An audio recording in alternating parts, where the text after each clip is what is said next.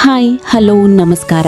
Supreme ಟಿವಿಗೆ ಸ್ವಾಗತ. ಹುಕ್ಕೇರಿ ತಾಲೂಕಿನಲ್ಲಿ ಹೃದಯ ವಿದ್ರಾವಕ ಘಟನೆ ನಡೆದಿದೆ. ಹುಟ್ಟುಹಬ್ಬದ ಸಂಭ್ರಮದಲ್ಲಿರಬೇಕಿದ್ದ ದಿನವೇ ಬಿಎಸ್ಸಿ ಅಂತಿಮ ವರ್ಷದ ವಿದ್ಯಾರ್ಥಿನಿ ದಾರುಣ ಅಂತ್ಯ ಕಂಡಿದ್ದಾಳೆ. ಹುಕ್ಕೇರಿ ತಾಲೂಕಿನ ಕಾಟಬಳ್ಳಿ ಗ್ರಾಮದ ಕಾವೇರಿ ಉಮೇಶ್ ನಾಯಕ್ ಬೆಳಗಾವಿಯ ಅಜಂ ನಗರದಲ್ಲಿರುವ ಪರಿಶಿಷ್ಟ ವರ್ಗಗಳ ಕಲ್ಯಾಣ ಇಲಾಖೆಯ ಬಾಲಕಿಯರ ವಸತಿ ನಿಲಯದಲ್ಲಿ ವಾಸವಿದ್ದು ಬಿಎಸ್ಸಿ ಅಂತಿಮ ವರ್ಷದ ವ್ಯಾಸಂಗ ಮಾಡುತ್ತಿದ್ದರು. 3 ತಿಂಗಳ ಹಿಂದಷ್ಟೇ ನಿಶ್ಚಿತಾರ್ಥವಾಗಿದ್ದ ಕಾವೇರಿ ತಮ್ಮ ಹುಟ್ಟುಹಬ್ಬದ ದಿನವೇ ಹಾಸ್ಟೆಲ್ ಕೊಠಡಿಯಲ್ಲಿ ಮೃತ ಸ್ಥಿತಿಯಲ್ಲಿ ಪತ್ತೆಯಾಗಿದ್ದಾರೆ.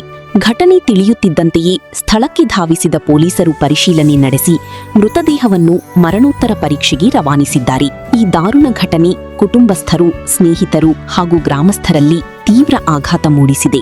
ಸಾವಿನ ನಿಖರ ಕಾರಣ ಇನ್ನೂ ತಿಳಿದು ಬಂದಿಲ್ಲ. ಪ್ರಕರಣ ದಾಖಲಿಸಿಕೊಂಡಿರುವ ಪೊಲೀಸರು ತನಿಖೆ ಮುಂದುವರಿಸಿದ್ದಾರೆ.